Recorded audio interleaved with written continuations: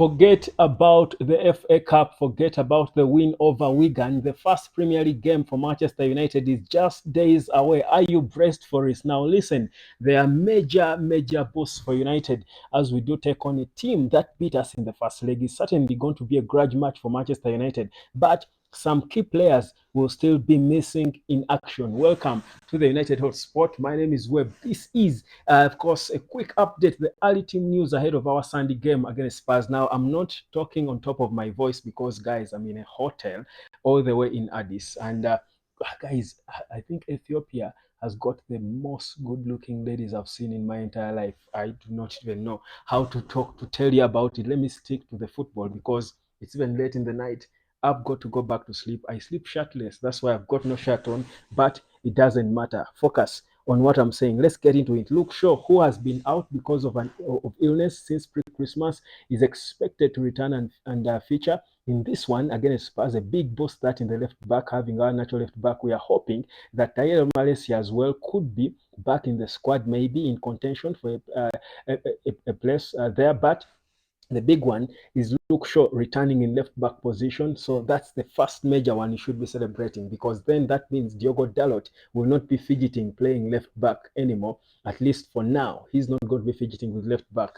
Then away from Luke Shaw, another important returnee is Christian Eriksen, who surprisingly missed the last game because of injury again. About 12 players missed the last game against Wigan. Perhaps some of them were rested, including Anthony, who I think is also not going to be available for the game on Sunday.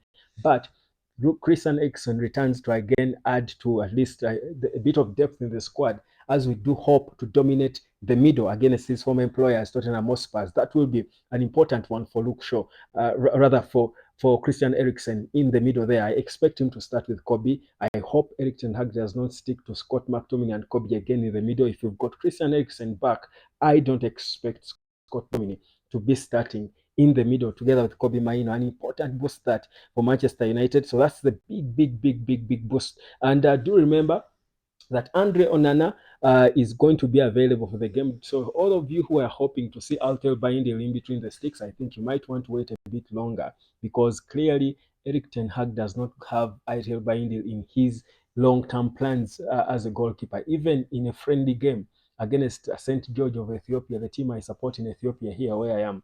I think he will not play. So definitely, we've got now to be real and focus on the reality. The reality is that Erik ten Hag favors Andro Nana ahead of Baindil. Why? We would, perhaps could never know, and maybe soon we will find out why. And okay, again, now, the sad bit is on players that we're hoping would return. Now, we know that Casemiro has been training for a long time since being injured way back, late last year. But he has been training since he returned. But according to the doctors, they don't want to rush him back into play.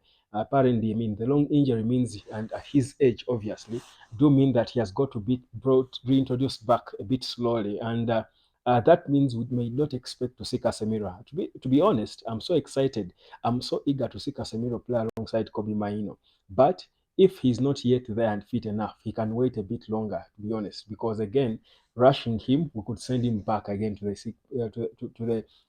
sick bay. Again, if we try to rush him. That's the same case with Lisandro Martinez. So Casemiro is not going to be there, at least from what we get. And neither is Lisandro Martinez, as it seems, because they say they don't want to rush both of them. But at least what we know now is that Erik ten Hag is slowly tending towards the full squad. And this January will not end without us having a full squad. The only two players who might have a little extension to their recoveries are Harry Maguire and Mason Mount. Maguire was believed to be able to return on the 8th. That was against Wigan. He didn't. He's still not expected to return on Sunday. So we are still there, a bit trapped when it comes to that, rather on Saturday. But yeah, Martinez and Casemiro, we might wait to get to see them back on the pitch. Now, what that means then, Lindelof as well is not expected to be playing in that game. He's still not 100. So you see that we still have to play with the players we have. But for me, when it comes to the back line where Martinez plays, whereas he's an important player for us,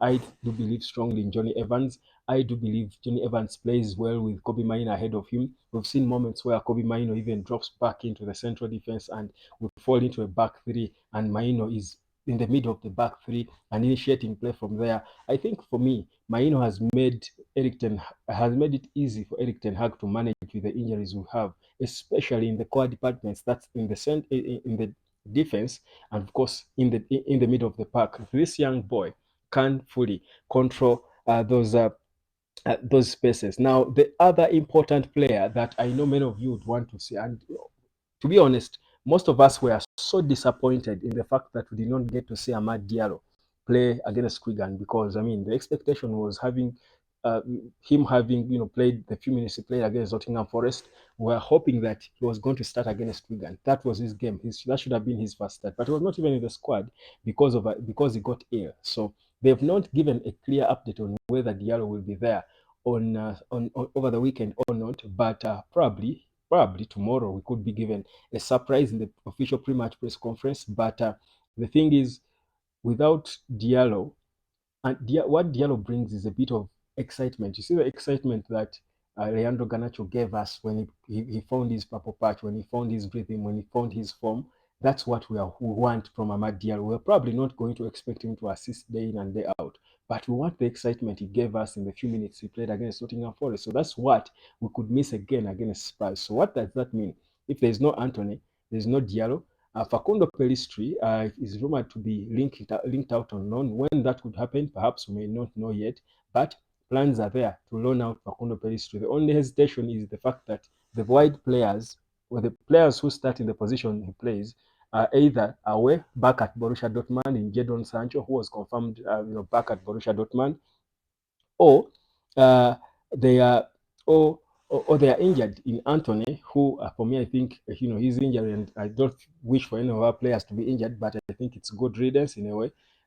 Or Amad Diallo is injured, so that's why we are not yet decided on whether or not to loan Facundo Pellistri. If you ask me, I think he can stick around for a bit, but of course, in the long term, we should be planning, of course, to get him a club that will give him playing time. So Amad Diallo is a doubt. We might not have him available for the game over the weekend. Big important game for Manchester United, because we cannot afford to lose again. The beauty is Spurs also have got a bit of issues. One, Su Heung-min, their important player, is not there. Yes, they have brought in Timo Werner, but that would be a big game for Timo Werner to start on. I think it would be an overstretch for him, whereas he's hungry and he has always wanted to come back to the Premier League. You don't think he just wanted to return on a wounded United that has got a vendetta against Spurs. So I think Spurs have their weaknesses that we can look to exploit. Then Papesa